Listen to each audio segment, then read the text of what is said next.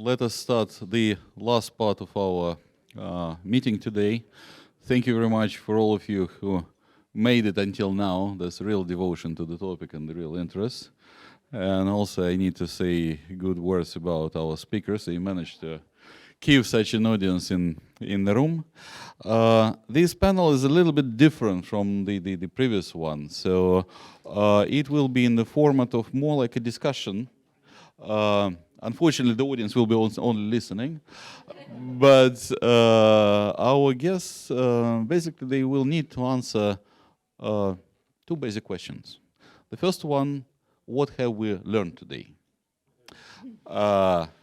So, again, they are quite big, but please try to keep your comments short. And in this format, I have a right to jump in and to ask to move forward. So, the second question, well, based on what we learned, basically we see two things. That first of all, we are talking about the future. So, and how we imagine this future of the conflict. And the second question is, we definitely see that there is a different position expressed by people from different countries. I don't want to throw an ideological bomb that we would be like diffusing for the next couple of days, discussing about global South and global North. Oh, sorry, I did it. But definitely there is a certain dichotomy that exists in the approaches. Again, I don't like these terms, so I don't consider them ideal, but we definitely see the way how to group certain countries. You can suggest your own formulas in the end. But to begin with, first of all, let me briefly introduce our participants. So I have a pleasure to introduce Hanna Shelest, who is the Director of Security Programs at the Foreign Policy Council, Ukrainian PRISM, and also the Editor-in-Chief at the Ukraine Analytica. So it's a quite interesting journal, by the way. Duncan Allan, a good friend and a colleague and a great expert on the post-Soviet space, specifically on Russia and Ukraine. He's an independent consultant and associate fellow in the Russian Eurasia program at the Royal Institute for International Affairs, to be short, Chatham House. Anna Borshchevskaya. Well, basically I can say the same. She's a senior fellow in the Washington Institute and program on great power competition, and she's focusing on Russia's policy towards the Middle East. Let me tell you your secret for many, many years. So she has a lot of experience on this topic. James, 15 years, I guess, since we last met. He's the director of Russian Eurasia program at Chatham House since 2013. And he has been working with this program for almost a quarter of a century. He is also an associate fellow with the Geneva Center for Security Policy, and he is honorary research fellow at the University of Exeter, the university that he also graduated. Last but not least, Li-Chen Sim, assistant professor at the Khalifa University in the United Arab Emirates and non-resident scholar at the US Middle East Institute, and also a good friend and a colleague. So, Hanna, let us start with you. What have we learned today?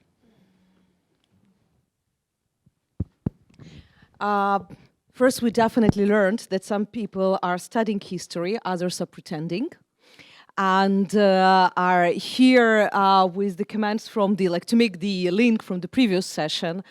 I started my school at the Soviet Union, so you can imagine that I know and studied Russian history. And then at the university, I had the whole year of the history of Russia.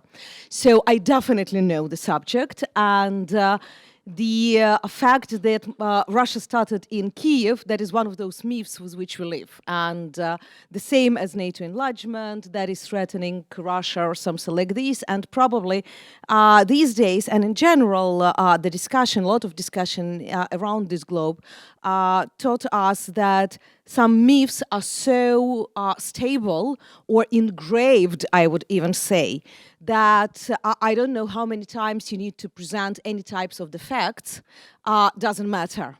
These myths are becoming more and more serious. I always give as an example about the myths of the NATO extension or enlargement that become the main problem for Russia, not only with the fact that Russia was going to join NATO, and it was already Mr. Putin who even stated this and discussed in NATO. Not only with the fact that Mr. Gorbachev himself said openly in the interviews to the German media that nobody ever promised me that there would not be enlargement, because that conversation to which usually propaganda referred happened before Soviet Union collapsed. So nobody even could say any words about the Soviet republics being joining, because nobody could imagine at that time Soviet Union collapse. But with a very simple fact, in case NATO enlargement is the biggest threat for Russia, why, when Finland announced their joining, Russia withdrew forces from the border, Finnish-Russian border. But at the same time, in Ukraine, what they've been doing, the first thing they started at the occupied territories being bringing teachers of Russian literature, Russian history and Russian language, and burning Ukrainian books, and proudly publishing this in the media. So that is the clear demonstration. In case security concerns are the real reasons for this war, the actions would be absolutely different at the territories where you are coming. The same is with the relations about the, and that is the second lesson that probably I learned from these discussions, that unfortunately those countries that been colony in the past, that had the difficult relations with the oppressing countries, are absolutely blind to the actions of others when it is not in their region, for example. I heard it in the beginning of the war when one of the African countries' experts said to me, "Oh, you're white, you cannot be a colony." And I said, "Do you understand that it is even more double standards, and it is the open racism? Because if we go for the theory of colonization, like that's exactly what we had." But at that time I heard, okay, that's the beginning of the war, they don't have the knowledge, we don't have contact, we even didn't have an embassy in that country. So, okay, I just decided that it is the individual case. But here we are returning again, and I understand that in Qatar, the country that experienced the difficulties with the neighbors, when neighbors were saying that Qatar is not a nation, not the country, that probably it is artificial country, we had it just several years ago during the previous. But at the same time, in the expert community, you still hear, "Oh, why Russia cannot do about you? Maybe you're just the puppet of the West." So for me, that's again about the double standards, and that's the second lesson that I definitely learned, that I still don't know the resolution for this, because if you ask about, the future, is it because it is the lack of information from us? Is it because we are lacking the dialogue and the open discussions like today? And I'm really grateful for you that we have these 2 days of closed and open discussions that allowed us to raise a lot of the questions. But that is the reality, that after 3 years of the war, somebody is still saying that I'm living in the frozen conflict, waking up each night because shaheds are falling in the UNESCO-protected downtown of my city, that each day there are missiles and destructions of the civilian infrastructure. I never thought about these as the frozen conflicts, working with the conflicts for the 25 years and being in many zones of the conflicts. So that's probably those issues that we need to take into account. But the third one, and I will stop only on the 3 for the initial remarks, that's the huge issue, is that very often we are talking about the same things, but just because we're using different terms, we are becoming in the trap of the narratives. Because what is important for Ukraine and for most of the countries of the global south? Rule-based order. When the big nuclear power is not threatening you just because you're a small country. that your territorial integrity is protected because everybody agreed on this in the international law, that you don't have the just decision of one state to change your borders or to suppress your people or something like this, or that the food security is important, that the ports can be blocked because a lot of other countries depend on this. We'll agree on this. We all talk about this by different words. But as soon as we are talking about some Western values, that is bad. But when we speak about the rules-based order that is exactly based on the territorial integrity and other, that's normal. So for me, the question that I'm probably bringing as the third point for myself, how to come to the common denominator in terms of narratives, because the basics we're speaking about the same, we value the same things, but just because we used for the different terminology, beyond this terminology, sometimes we think that we are in the conflicting narratives, but not in the same story, in the same vision for the future. What is wrong with the current system? What should be fixed? And how to start from this fixing the problems of the United Nations, of the international conventions, non-implementation, and of the other stuff that Russian invasion in Ukraine just crystallized, I would say. We had it in many regions for the last 20 years. But the Russian invasion definitely crystallized all those problems where both us and the countries around the globe in Asia and Africa and Latin America also would like to speak about. Thank you. Quite a comprehensive view. Duncan, based on what was said, what kind of development of future events we can expect? Well, thank you, Nikolay. Can I also thank Georgetown University, Qatar, and Qatar University for hosting this event over the last 2 days, and also for their exceptionally generous hospitality. It's great, much appreciated. Thank you. I'll start with one thing that I haven't so much learnt it, but I've been reminded of it, and I think it's an important lesson, important conclusion for me to take away when I travel back to the UK tomorrow. And that's the basic point that not all countries in the world see this war in the same way. It's a basic point, but it's a critical point. It's something that I've been reflecting on over the last couple of days as somebody who's spent a long time as a UK diplomat, not a front-rank policy maker, but as a policy analyst working with policymakers. And this is going to be, I think, a recurrent challenge for UK and Western policymakers in the future. So just thinking about international reactions to the full-scale invasion of Ukraine over the last 2.5 years or so, very broadly speaking, I kind of detect that there are three groups that we can identify in the world. We have, broadly speaking, the Western powers, a relatively small number of countries who seem more or less actively associated with Russia, either voting in support of Russia at international fora, actively cooperating and supporting Russia in various ways, and then a much larger group of countries. A bit like Nikolay, I hesitate about using this term Global South. I don't know what term we should use, but for the purposes of what I'm about to say, I hope nobody will be offended if I refer to this larger group of countries as non-aligned or neutral, in the sense that, for various reasons, this large group of countries doesn't want to get directly involved in the war, and to a greater or lesser extent is seeking to distance themselves from the parties more directly involved.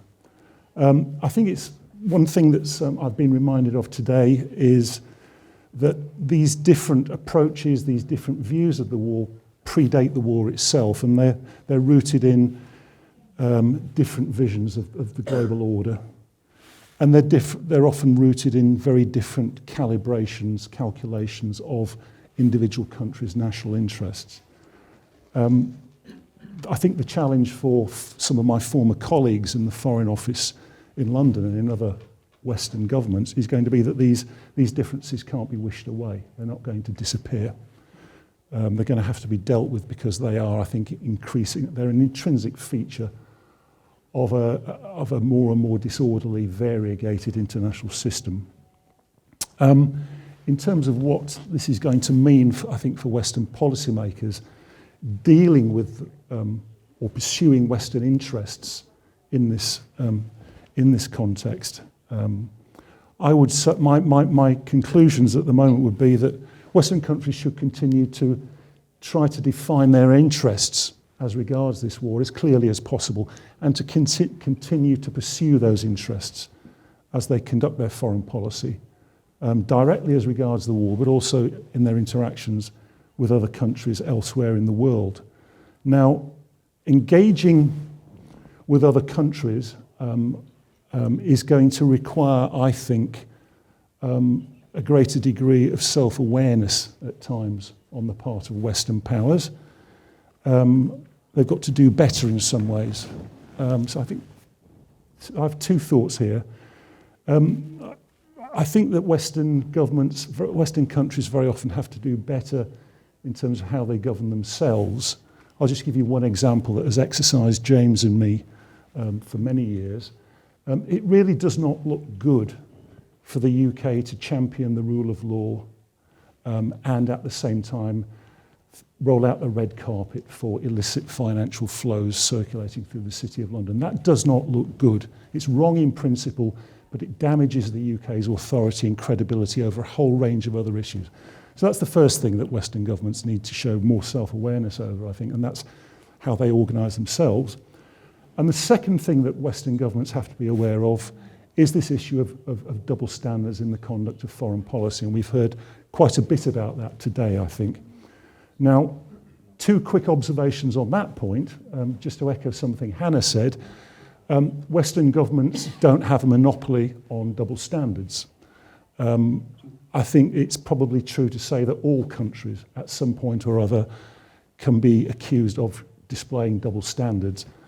I think the second point about this is that it's probably therefore impossible to eliminate all inconsistency in the conduct of a country's foreign policy.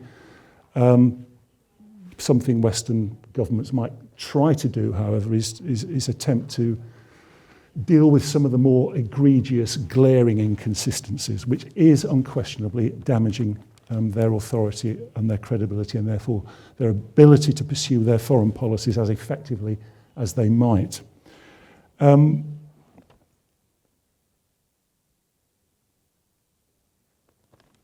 I think finally, just my final point on this, Nikolay,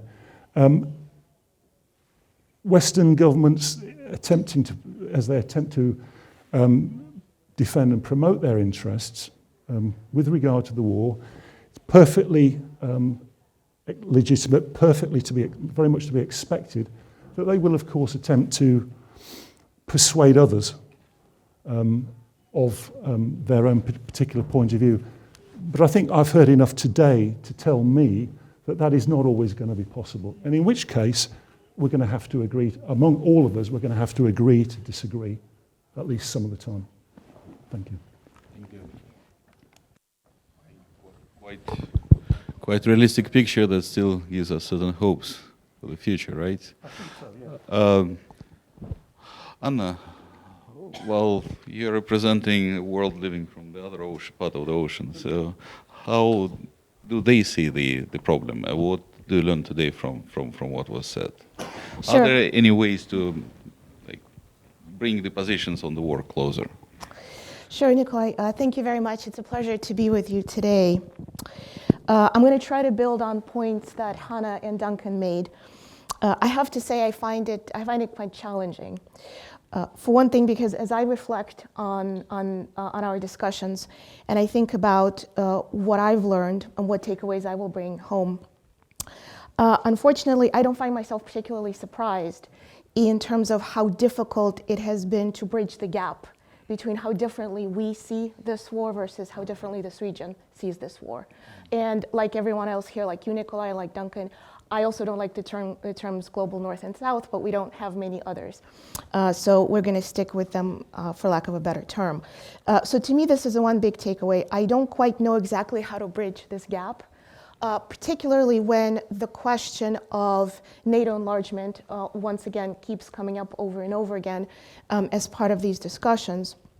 The fact of the matter is, not only have there been no direct promises made to Russia at the end of at the fall of the Soviet Union in terms of NATO enlargement, but it was other countries that asked to join NATO. In fact, they had to go through an incredibly rigorous process to be accepted into NATO.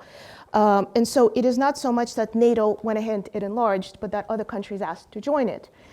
In fact, it is even possible to find a video of a very young Vladimir Putin who is asked a question about NATO enlargement, and he says, I don't see how it can possibly pose a threat to Russia when Russia is part of Europe.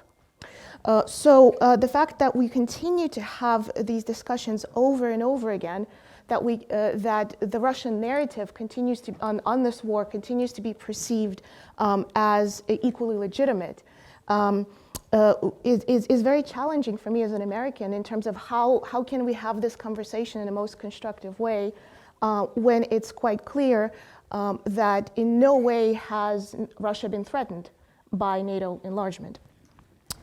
So that is my one big takeaway, and that has to do again with the deeper questions of history and how does this region see Russia versus the United States.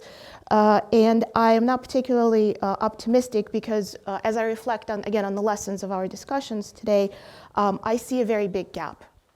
And this brings me to my second takeaway. As I think about from more of a policy angle perspective, I'm a policy analyst. What does this mean for us going forward? Well, I end this day with the same thought that I had at the beginning of our discussion, and that is that Russia has to lose this war. Russia has to lose this war not only for so many reasons, but one of it has to do with Russia itself. If we ever want to see a different Russia, a Russia that does not threaten its neighbors, a Russia that does not pose a threat to global security, Russia has to reform. And unfortunately, there is sometimes no way to force a reform other than forcing someone to experience a loss. However, the only way to push Russia towards this outcome is through military losses on the battlefield. In other words, we've heard over and over again the point that the West does not have a strategy on how to end this war. I happen to agree with that assessment. We do not have a strategy on how to end this war. We're not thinking strategically. We've been piecemealing Ukrainians. And the longer the war continues, the more it puts Ukraine at a disadvantage. So until Putin has no reason to continue to enter negotiations from a position of loss, because he continues to find resources to fight this war, and he continues to hold narrative space to fight this war. So what this suggests to me is that we're not thinking from a strategic perspective of how to win. During the Cold War, there were very clear lines drawn across the globe. The West, for its part, was in it to win. It knew how to win. But we've now lost that perspective, and that is a big concern for me as an American, because if there is no loss, we're talking about continued chaos, continued disorder, continued proliferation of conflict. And the West, for its part, is going to bring on the very outcome it sought to avoid, and that is to avoid direct confrontation. The longer this war continues, the more conflicts we're going to see proliferate, the more we're going to have to invest resources, including boots on the ground, because the United States is going to be continuously challenged as its credibility is going to be eroded, because over and over again we're going to see the United States being unable to resolve crises, and that is my biggest concern. So unfortunately, I'm going to end on a very pessimistic note. Thank you. Thank you. Thank you very much. James, can you continue where the story was ended? So we were talking about the lessons, but what's about the future? Right. So can you use your crystal ball, please? Oh. Okay, so first of all, let me add to Duncan's initial points and thank in particular you, Kolya. I mean, I'm biased because we're friends, but for your extraordinary input into this very important event in this place. I'm deeply grateful, and I agree again with Duncan about the hospitality that has been shown. I'm overwhelmed. Right. I'll answer all your questions, just not in the order you asked, if that's okay. You mentioned the organisation that I work for, Chatham House, and that you're affiliated with, and many others here. The mission statement of Chatham House, I believe, is something like, you think I'd know it off by heart, having worked there for 25 years, but it's something like to help governments and other organisations build a more sustainably secure, just and prosperous world. Okay? Now, I suspect, and quite frankly, that's the mission statement of pretty much everybody in this room, no matter what their employer is. Who doesn't get out of bed and want to do that, especially if you are in this room right now? So, we're on day 976, as far as I'm aware, of Russia's genocidal attempt to destroy Ukraine simply because it believes that the borders are unjust. What? Really? So, and when we're talking about Russian security concerns in places, what possible Russian security concerns could there ever be? I actually find it slightly offensive to even hear, if I'm perfectly honest. So, on the mission statement thing again, sustainably secure and just. What is a just outcome to this? A just outcome is the liberation of occupied territories, reparations, and judicial reckoning for those who are responsible for it in the first place.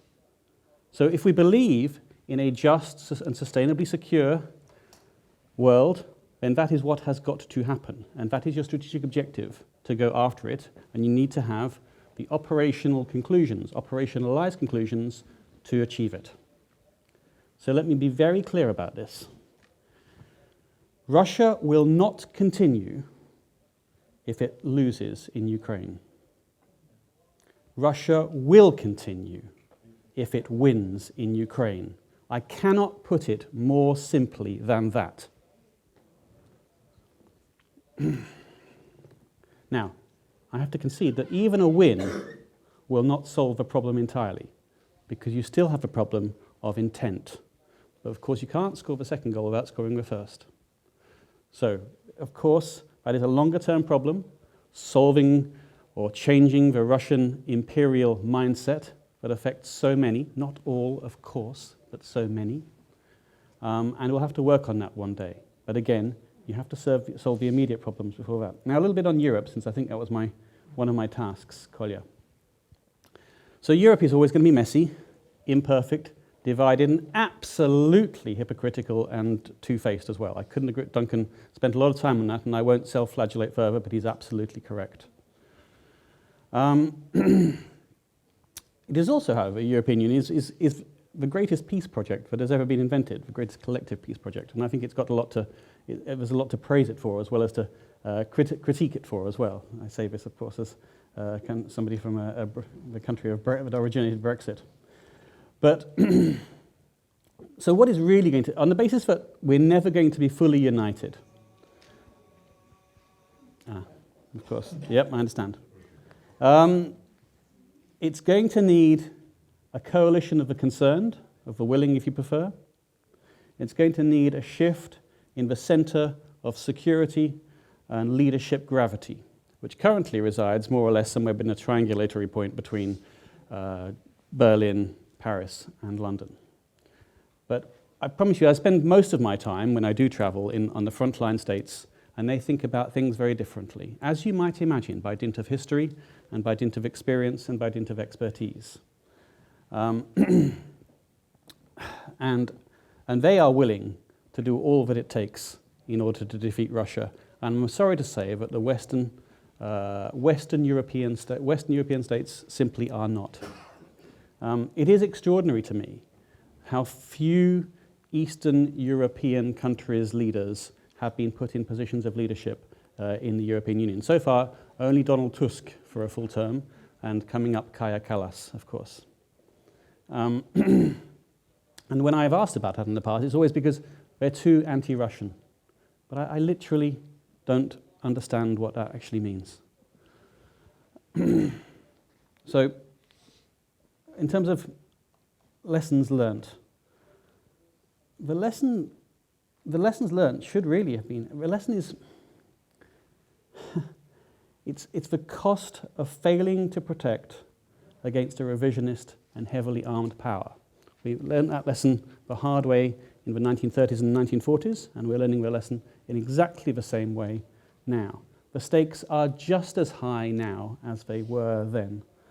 And I'm sorry to say, this is me being at my most undiplomatic, but I really am concerned at all of the talk of hedging and maintaining good relations with both and multi-vectorism and being balanced and carefully calibrated and fence-sitting when you consider that this is a country which not only targets a children's hospital, but then waits for a few hours until a team of helpers comes in to assist and then double taps and hits it again. I can't multi-vectorize against that. So that is where I'm going to leave it on that note. I'm sorry. Thank you.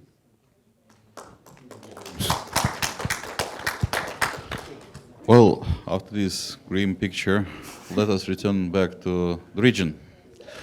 Li-Chen, if we are looking from the position of the region where both you and me are living, so what can we say about this conflict? About Okay, so what we heard today? lessons learned, right?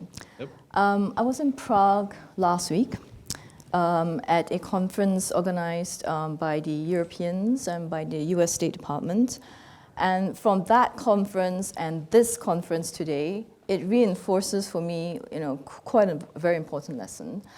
And that is that very clearly, Russian hydrocarbons, are not going to return to Europe anytime soon on a similar scale as before.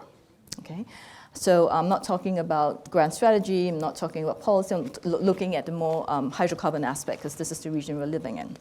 So it's very clear, right? The Europeans got wealthy, took advantage of the secure supply of Soviet/Russian oil and gas to develop, right?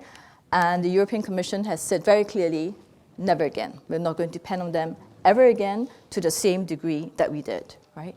There may be a few cargoes, a few million tons here and there, but basically we are never going to get ourselves, Europe, on that level of dependence on Russian oil and gas again. Now, why do I find that important for the region? I find that important for the region because in the short term at least, or short and medium term, depending on how long the war lasts and even after the war, that creates an opportunity for oil and gas exporters from this region to step into the vacuum that Russia left, right, in Europe. Oil and also gas, not coal, because there's no coal in this region, so oil and gas. Now, they have shown themselves to be quite reliable, with cargoes of oil products or crude oil or LNG going to Europe. So they seem to be pretty reliable suppliers. And also some of them have used Azerbaijan as the other route there because they're trying to build up renewables in Azerbaijan, and so in that case, freeing more Azeri gas for export to Europe. So whatever they've done, they've kind of supported that European vacuum for Russian oil and gas. But I think the other lesson, on the other hand, is this is not going to last very long because the Gulf oil and gas exporters know where the future is. Future for oil and gas consumption is not Europe. Future of oil and gas consumption is in Asia, right? Already, the Gulf states export something like 85% of their crude oil exports to Asia and 2/3 of the LNG exports to Asia. All right, that's a huge number. And that's not going to change. That's probably even going to increase because of population growth in Asia, because of economic development, and because, hey, we need air conditioning because of global warming. So all that requires energy, it requires power, electricity, etc. So on one hand, the Gulf states have a short-term opportunity to export to Europe, right? But on the other hand, I think it's important for people to realize that the key market, the primary market for the Gulf states going forward, right, in the long term will be Asia. And so I think you need to keep that kind of perspective in mind where the interests lie. Thank you. Well, let me thank our speakers for wrapping up with this session. Our day is gradually coming to the end, and you heard the call for the pray. So that we also need to keep into account, and has also reminded that we are all here in region different from the West. And if you allow me also to say a couple of words of what we heard today and what I've learned, we definitely has not found any solutions. That's a bad thing. The good thing that we determined those areas where we can agree and disagree. So we found the origins of the issue, and that could be like a long road ahead, trying to at least improve our understanding of the situation.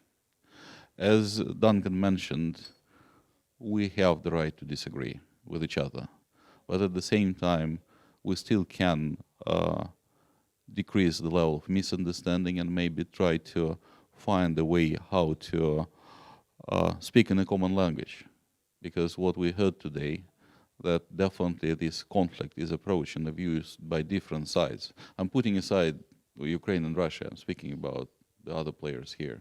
It's viewed from different lenses. So we see some players taking it from the security dimension, the other players are still trying to strategize the issue. And we find the players who are extremely pragmatic and talking in the language of the economic gains and losses. And still, each of these approaches, they are integrated in the national visions, which means that each nation has this right to have its own opinion. But at the same time, the meetings like this, they are helping us to bring together at least to improve the understanding. And I would like to return to the beginning of our day. I would like to thank Georgetown, the Center for International Relations and Studies.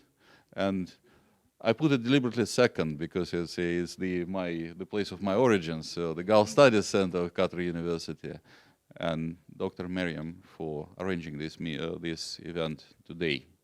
And I hope it will be the first meeting opening the window for the dialogue between, well, I don't want to use these terms, so let's say between different countries, between different nations and regions. No, I'm trying to close it on the optimistic note. So thank you very much, and I hope we will have another opportunity to reconvene and to continue this dialogue. Thank you. But it's not the end, so I need Misbah, who will guide us further. So I don't have the right and permission to say the last word today. And of course, we should also say thank you to those people who are standing hidden behind this event. And Misbah was one of those masterminds, so basically puppet master. So, what is yours? Thank you, Nikolay, for those kind words. I was not the only mastermind, if I say so. But I'm just going to quickly wrap up with a few words of thank you. On the behalf of the Center for International and Regional Studies, CIRS, and Georgetown University in Qatar, I would like to thank you all, wonderful audience members, for attending today, and our speakers and participants for their engaging comments and participation in today's conference. It would not have been possible without you coming, accepting our invitation, so thank you very much. Over the course of the day, we have aimed to examine the invasion and discuss how it has not only reshaped the geopolitical landscape in Europe, but the repercussions it has had across many regions. The event not only brought together experts from multiple disciplines to analyze the ongoing situation and its global implication, but also tried to lay the groundwork for future discussions and partnerships aimed at addressing these complex geopolitical challenges. Today's conference aligns with CIRS's goal of staying committed to academic discourse and fostering conversations on important, pivotal, and timely topics. We would also like to thank the Gulf Studies Center and its leadership, Dr. Mariam Al-Kawari, and Gulf Studies Center, my alma mater. I'm very proud to bring this back home for their support and collaboration in making this conference possible and providing this wonderful space for having these dynamic conversations. This partnership with Gulf Studies Center exemplifies CIRS's commitment to interdisciplinary research, dialogue, and we hope that we can definitely continue to have and host these collaborative events in the future. Lastly, Dr. Nikolay, this would not have been possible without you. Thank you.